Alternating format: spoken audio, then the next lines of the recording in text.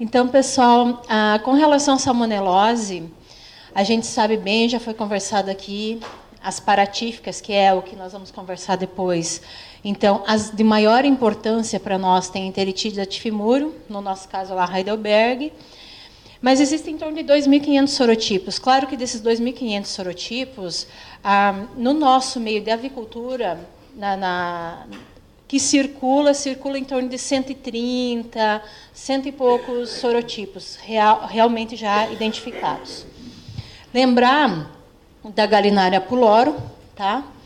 Que as salmonelas paratíficas, eu não sei como vocês estão convivendo com elas. Nós tivemos uns surtos, alguns anos atrás, muito graves. Uma empresa estava com um problema e espalhou Salmonella gallinarum por várias partes do Brasil. Teve a Voz também, que foi descartado lotes de avós por conta de Salmonella gallinarum. E a Salmonella gallinarum é uma situação que a gente não tem como conviver com ela. Porque se tem Salmonella gallinarum na matriz, vai ter no pintinho. Tá? E vai passando via vertical e vocês vão ter um prejuízo muito grande para manter. A vacinação viva de 9R para Salmonella gallinarum não é o suficiente para eliminar a infecção. Então, você tem, às vezes, o agente circulando junto com a cepa vacinal, e dentro do laboratório é bem fácil de você identificar. Eu peguei todas as vacinas que tinha no Brasil, isolei todas elas e fiz todo o procedimento fenotípico do laboratório para verificar se eu conseguiria diferenciar uma cepa vacinal e uma cepa de campo laboratorialmente falando. E é possível facilmente identificar, porque ela fica confirmatória no bioquímico, que ela é imóvel, só que ela não aglutina nenhum antissoro. Tá? Então, esse é o diferencial das vacinas vivas. Uma outra coisa muito importante com relação a Gallinarum é que nós, lá no Brasil, temos ainda muito problema com postura comercial. Postura comercial é o grande foco de Salmonella para as granjas de matrizes. Primeiro, porque a galinha branca ela é extremamente resistente à Salmonella gallinarum. E a vermelha não, a vermelha morre mais facilmente, mas a branca se torna uma portadora, então ela fica carreando.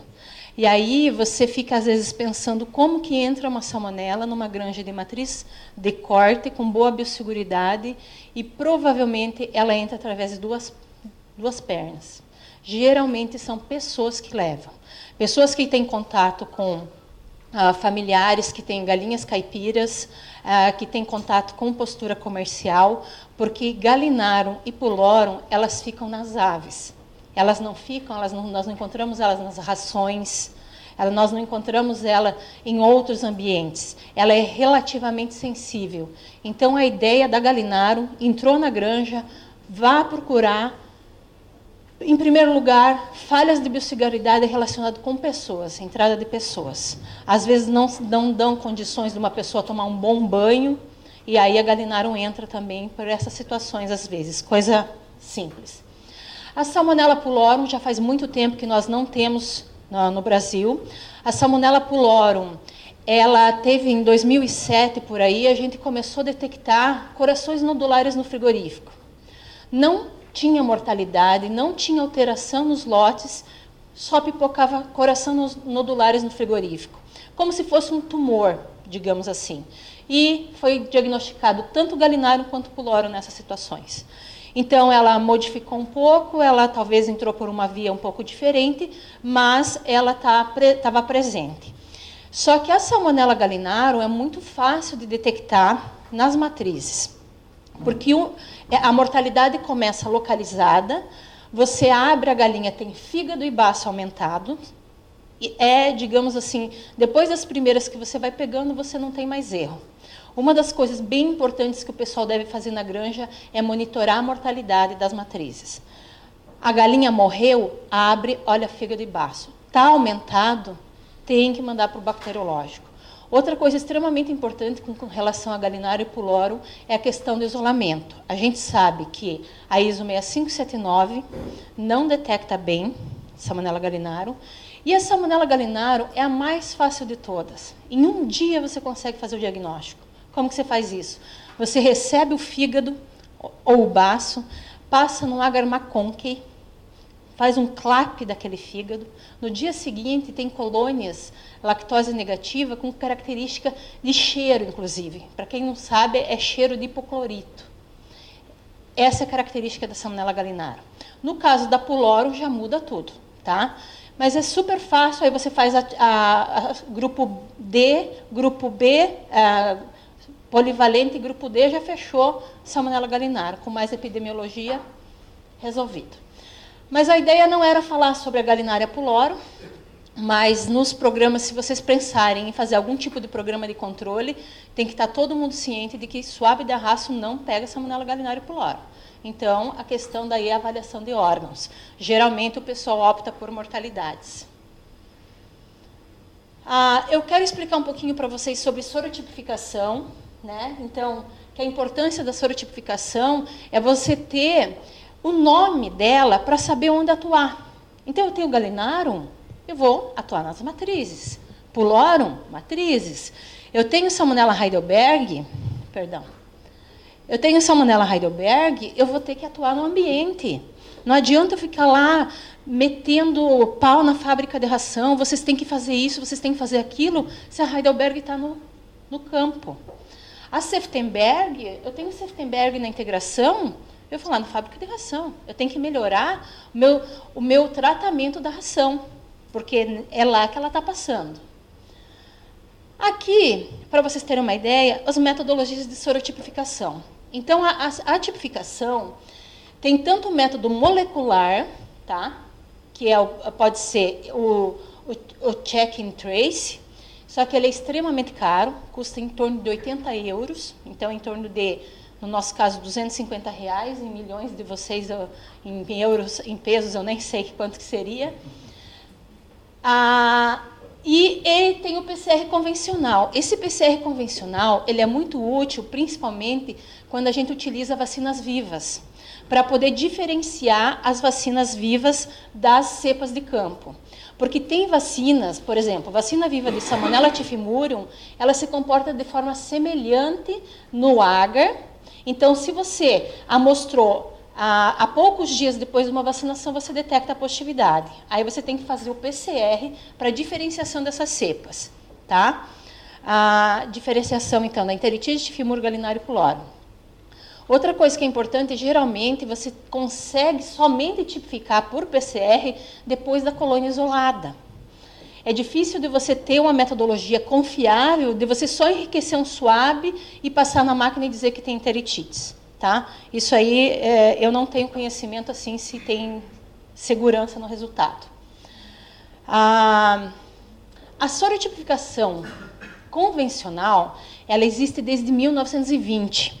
O Kaufmann White, o Fritz Kaufmann, ele começou lá em 1920 fazer um esquema para identificar as salmonelas. E em 1933, a Sociedade Internacional de Microbiologia assumiu. Esse aqui é o esquema para isolar, para identificar a salmonela, que é mexendo no corpo, né, da salmonela, que é o polivalente. Aí você observa os flagelos, tá, para fechar a formulazinha da salmonela. Então, hoje, o que nós temos disponível no mercado? Existe não sei aqui, todos os laboratórios oficiais do Brasil são obrigados a ter credenciamento pelo Inmetro, que é uma normativa que regula a ISO 17025, que é o que regula métodos padronizados para laboratório. E lá dentro, quando você tem a ISO 17025, você precisa ter uma metodologia reconhecida internacionalmente. Então, a metodologia de Kaufmann White foi adaptada pela ISO 6579, que aí você identifica a salmonela para fazer a tipificação. A dificuldade da sorotipificação convencional, ela é muito mais em conta, só que você precisa de gente com treinamento, dedicação, e nós temos o problema das salmonelas injuriadas, que nem sempre a gente consegue chegar ao nome dela direitinho, porque elas, às vezes elas sofrem processos na fábrica de ração, no próprio frigorífico, que injuria elas e às vezes a gente não consegue detectar os flagelos. Tem disponível no mercado esse serum, que é o SSI, Serum Statins Institute, que que surgiu lá do Kaufmann, a origem desse antissoro é lá do Kaufmann White, que é da Dinamarca. Tem da Biorad, que é do Instituto Pasteur, também com bastante qualidade. A Dífico e da Probac é do Brasil. Esse aqui, a qualidade é um pouco inferior aos demais. Às vezes não consegue chegar à conclusão. Tá? Então, para fins de conhecimento, os resultados que eu vou mostrar para vocês aqui do Brasil, a gente juntou em 3 regiões, porque aqui, a Amazônia, a gente praticamente não tem criação de aves. Se tem, elas não são comerciais. No Nordeste, principalmente aqui na região da Bahia, todo o Centro-Oeste, aqui abrangeu, eu juntei as amostras de São Paulo, que tinham poucas, e daí aqui o Sul, que nós somos os vizinhos de vocês, então. Para vocês terem uma ideia, quantas salmonelas nós tipificamos esse ano, 2017. A sorotipificação completa, que é os dados que eu vou mostrar para vocês, foram 4.400. Pelo sistema da IN20 no Brasil, nós temos que excluir enteritide, tifimúlio, garnário, pylorias monofásicas. Então, foi feita mais 3.500 tipificações nesse sentido, para excluir enteritides e tifimúlio. Nós identificamos, esse ano, 93 diferentes sorotipos.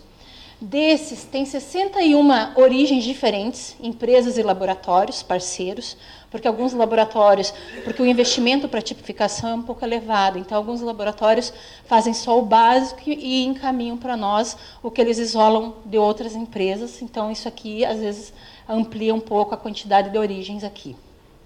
Nós recebemos amostras de aves, já recebemos de répteis, suínos, peixes, tá? De todo tipo de material. Até já recebemos amostras isoladas de óleos, óleos utilizados para empresa de cosmético.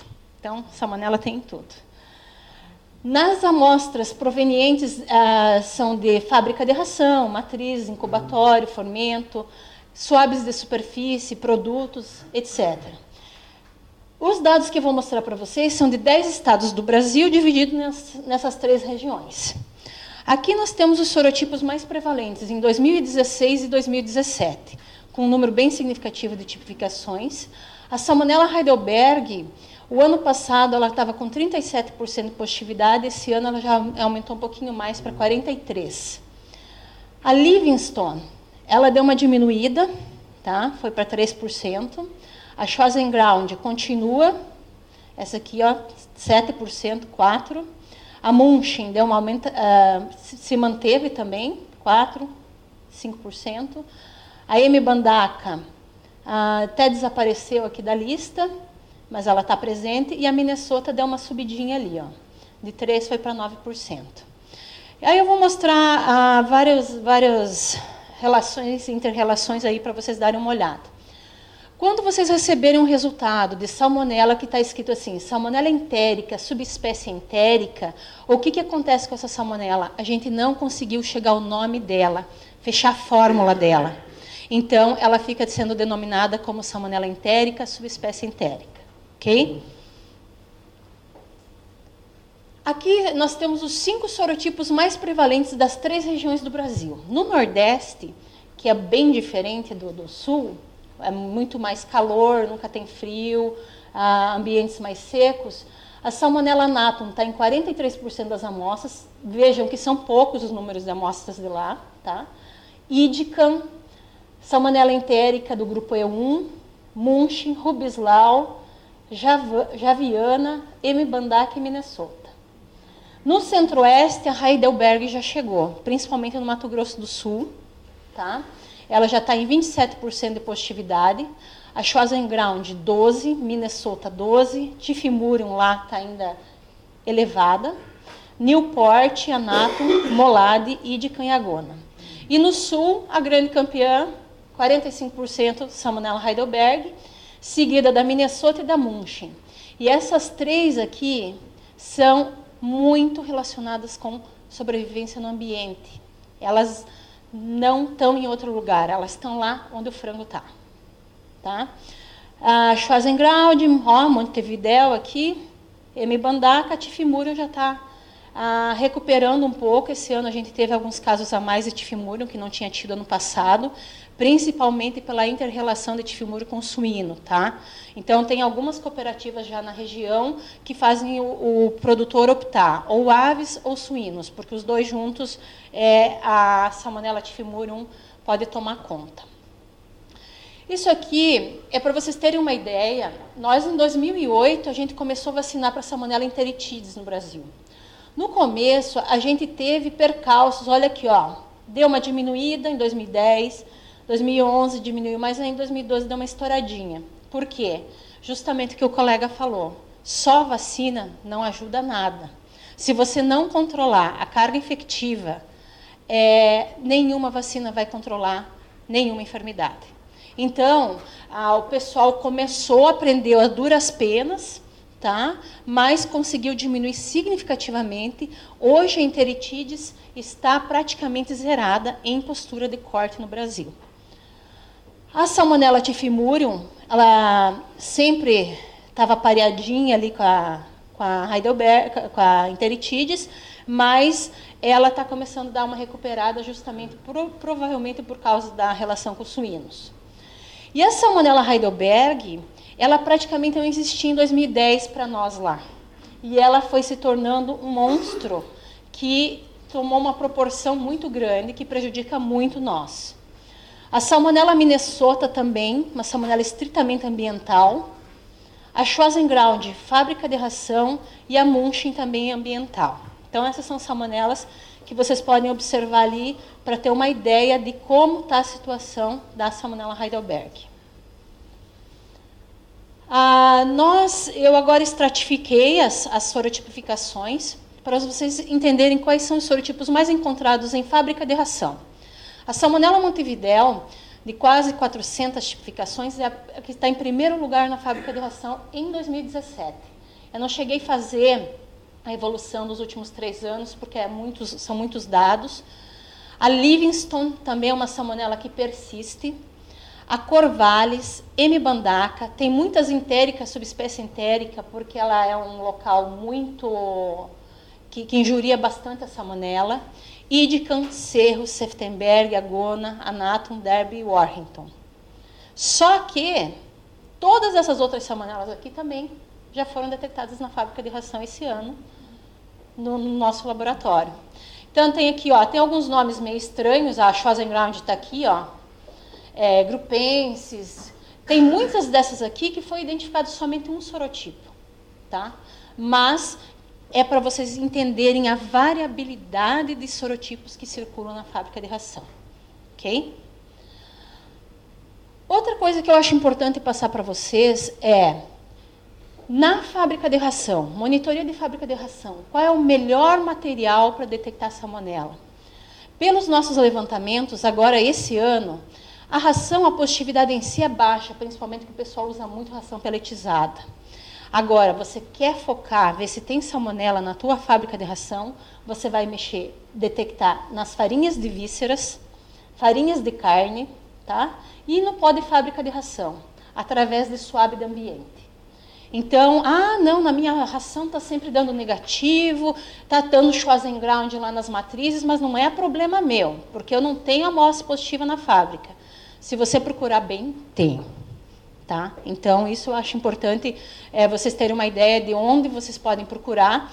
E o pó de fábrica, o suave de arrasto, aquele mesmo propé que vocês usam para passar nos aviários, podem ser passados na fábrica de ração, que aumenta bastante a chance de detectar salmonela. Aqui nós temos os sorotipos encontrados em matrizes. E, infelizmente, a Salmonella Heidelberg já está chegando lá também. E nós estamos tendo muita positividade já em recria e muito provavelmente por falha de biosseguridade, porque até hoje não está comprovado que venha via avó.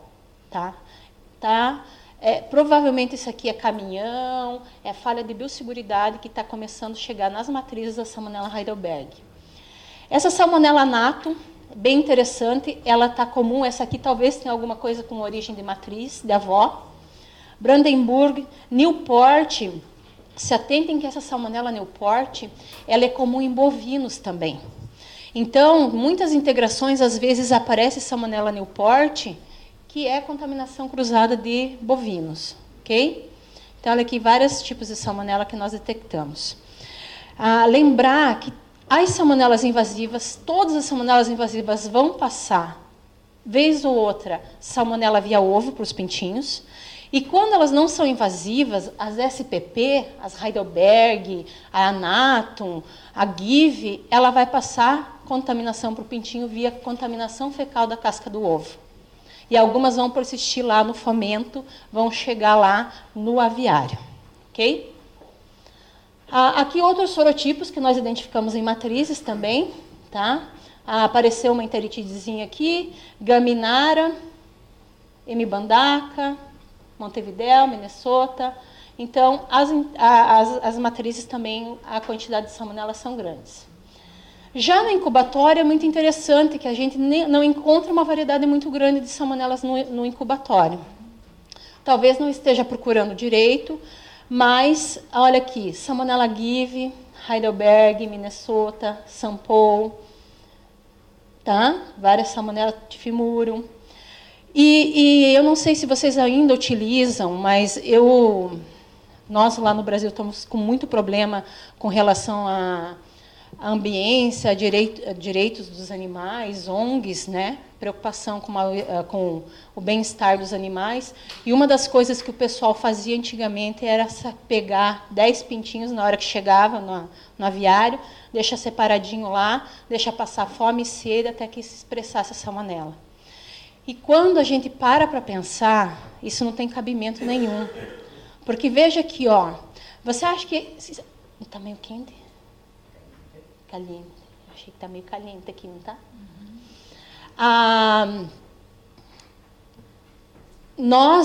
Se a gente for ver a prevalência de salmonela, não sem eu não estou recebendo 100% dos pintinhos positivos. Eu estou recebendo uma percentagem deles positiva. Se essa percentagem de passagem via vertical ou contaminação fecal da casca do ovo seja de 5%, de 100 pintinhos, se eu pegar 10 pintinhos aqui, ó, eu não vou pegar salmonela. Então, a melhor opção para você detectar salmonela em pintinho, se você não faz tratamento nos primeiros dias de vida com antibiótico, é pegar a mortalidade. E a outra opção, que é a melhor de todas, é fazer suave de fundo de caixa. Ou seja, chegou as caixas no aviário, você pega aquele mesmo propé que você faria no chão, na cama do aviário, você vai colocar na mão e vai fazer, amostrar 5, 10, 15 caixas, 50 caixas, se for o caso. Aí você vai encontrar salmonela. Tá? Suave de fundo de caixa. O papel em si não é uma boa opção, porque ele é muito volumoso e resseca muito. Então, na hora que chegar lá, passa o propé, que daí ela já vai recuperando para conseguir ser detectada mais facilmente. Aqui as salmonelas no fomento, no frango, a Heidelberg em 48% das amostras, Minnesota, Livingston, Agona, Anatum, Schwarzenground, Munch, Newport, Branderup e Idica. Sendo que as mais comuns são as salmonelas que são adaptadas no ambiente e que, por isso, então, a gente está tendo bastante problema nos aviários. Aqui são outros sorotipos que a gente encontra no fomento em frango de corte. Tá? Eu amontoei aqui um pouco, que era para caber todo mundo. Algumas, às vezes, tem só uma ou outra sorotipo. E agora, o que eu quero mostrar para vocês é a inter-relação que nós temos com os sorotipos versus fábrica de ração. Por exemplo, a salmonela Montevidéu, se vocês forem ver aqui, ó, na fábrica de ração, ela é uma das mais frequentes. Só que aqui, ó, no frango de corte, lá no fomento, ela não está entre as 10 mais frequentes. Entendeu? Por quê? Ela é uma salmonela que se adapta bem na fábrica. Agora, lá no aviário, talvez amônia, talvez umidade demais, ela já não se dá bem. A Livingston, A Livingston não. Essa aqui ela consegue, tá lá na fábrica e vai pro fomento. A M. bandaca tá na fábrica, vai pro fomento, tá? A Natum tá na fábrica, vai pro fomento. Então, algumas da fábrica de ração são comuns ao frango de corte, tá? Agora, fábrica de ração frigorífico. Se a gente colocar só a fábrica de ração comparada com o frigorífico, olha aqui, ó. Eu tenho a Livingston e tenho a Gona, que chegam ali no produto final. Claro que se a gente for abrir todas as salmonelas, uma vez ou outra, às vezes uma identificada uma vez, vai ser interrelacionar, tá? Agora, o fomento com o frigorífico. Aí o negócio começa a ficar mais constante. A Heidelberg, a Minnesota, a Livingston, tá aqui, a Gona, a Munchen, Schwarzenground, Newport, Tifimura, Bandaca. O que acontece? Do frango, já lá no campo, ela chega no frigorífico. Então, essa é a linha direta que tem. Agora, da onde esses frangos estão pegando essas salmonelas? Né? Ela pode estar vindo da fábrica, pode estar vindo do frigorífico, ok? E aí, se a gente faz a inter-relação dos três, você vai começar a ver que elas começam a se... Como é que eu vou te dizer? Cruzar. Elas começam a cruzar e uma hora ela está na fábrica, outra hora ela vai para o fomento, outra hora ela chega lá no frigorífico. Algumas, como vocês viram, que eu mostrei para vocês os dados de antes do frigorífico, olha a Salmonella Rissen aqui. Ela não está em nenhum lugar antes. Ela está lá no frigorífico. Por onde que ela está entrando no frigorífico? Ela está contaminando o frigorífico e não é um só. Porque se eu tivesse pego amostrado de um frigorífico, eu dizia, não, isso aqui é um problema daquele frigorífico. Talvez tenha algum produto entrando que seja comum, tenha alguma situação no ambiente de frigorífico que a Salmonella Rissen se dá bem. Ok? Olha a Infantes. A Infantes não aparece aqui, não aparece aqui, e olha a Infantes ali ó, no frigorífico. Então, as salmonelas todas elas vão interagindo entre elas e você vai, quando você vai começando a descobrir os nomes delas e ver onde é que elas estão localizadas, você tem como tentar fazer um foco de ação diferenciado para poder tentar amenizar a situação. Eu acho que a má notícia é que tira uma, aparece outra, mas talvez a gente consiga amenizar a situação fazendo algumas ações. E uma coisa que poderiam dizer assim, mas vocês lá no Brasil têm problema com Heidelberg. Heidelberg não tem na fábrica de ração, por que eu tenho que ficar monitorando, ficar gastando com o tratamento da ração, com tratamento térmico, tratamento de produtos? Porque vocês viram que tem a Schwarzenground, tem a Livingston, tem outras que vão entrar no lugar. Okay? E esse aqui é um exemplo que eu achei muito interessante, é uma integração do Brasil, que tem um número significativo de tipificações.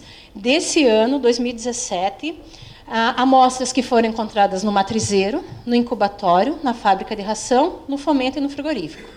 Então, olha aqui, ó, o matrizeiro tem a Salmonella Newport, Livingston, M. bandaca e a Gona. Tá? Foi encontrado esses aqui. No incubatório, só encontraram a Gona. Talvez podiam ter procurado mais, talvez procuraram, não fizeram sobe fundo de caixa, mas essas são o que foi encontrado. Já na fábrica de ração, provavelmente a Livingston, que contaminou o matrizeiro, veio da fábrica de ração. Porque a Livingston, olha aqui, ó, o matrizeiro, geralmente, eles têm uma biosseguridade muito boa. Então, de que maneira que a salmonela está entrando lá? Provavelmente pela fábrica de ração. E o pior, a fábrica de ração mandou salmonela para a matriz, que chegou lá no frango e foi para o frigorífico. Entenderam? Olha aqui a Salmonella Gona. A Salmonella Gona também pode ser decorrente da fábrica de ração. Salmonella gona foi para a matriz, ficou no pintinho, apareceu lá no frango e no frigorífico. Então, essa é a inter-relação que a gente tem com os antissoros. Ok? Olha essa Salmonella molade. Salmonella molade está na fábrica de ração, foi para o fomento, foi para o frigorífico. Tá? A infantes, aqui a gente não encontrou infantes. Aqui também, a infantes não está. Olha ali a infantes no frigorífico. A Newport, quase todos os sorotipos que nós encontramos nas matrizes, vez ou outra ela vai aparecer lá no frigorífico. Olha aqui, ó. A Brandenburg não apareceu aqui, mas para baixo deve ter mais salmonelas que sejam a Brandenburg. Então, pessoal, infelizmente, esse é o nível de inter-relação das salmonelas. A gente tem que controlar em todas as etapas para conseguir amenizar a situação nas diferentes locais, porque aí ela fica recirculando. Circula para um lado, circula para o outro. Tá? Então, pessoal, era isso que eu tinha para passar para vocês. Eu espero assim que esclareça um pouco sobre tipificação, sobre a importância da tipificação e que a gente, mapeando a integração, a gente consegue agir de forma mais focada.